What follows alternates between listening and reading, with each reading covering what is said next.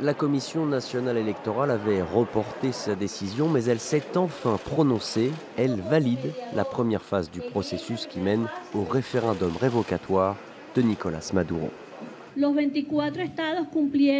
24 États ont atteint le pourcentage requis de 1% de voix valides. C'est donc une victoire pour l'opposition, même si la route est encore longue jusqu'au référendum. Aucune date n'a été donnée pour la prochaine phase du processus, qui devra déterminer si l'opposition a bien rassemblé les signatures de 20% des électeurs en faveur du vote. La course contre la montre est lancée. Si le référendum ne se tenait pas avant le 10 janvier prochain, il n'y aura pas de nouvelles élections. À partir de cette date, si Nicolás Maduro était révoqué, c'est son vice-président qui serait appelé au pouvoir pour achever son mandat sans passer par les urnes. Difficulté supplémentaire, la commission électorale a promis une enquête sur les allégations de fraude, une demande récurrente du gouvernement. Le référendum révocatoire est légalement mort, parce que rien ne peut être construit sur une base qui est profondément frauduleuse.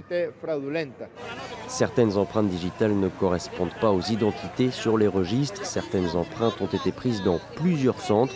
Le ministère public est chargé d'enquêter. La Cour suprême a réagi à la décision de la commission électorale. Elle a déclaré que tant que les 3 parlementaires suspendus en janvier continueraient de siéger, toutes les activités de l'opposition seraient considérées comme nulles. Depuis décembre 2015, le Parlement vénézuélien est contrôlé par l'opposition qui reproche au président le délabrement économique du pays. La chute du prix du pétrole a provoqué la pénurie de nombreux produits de première nécessité.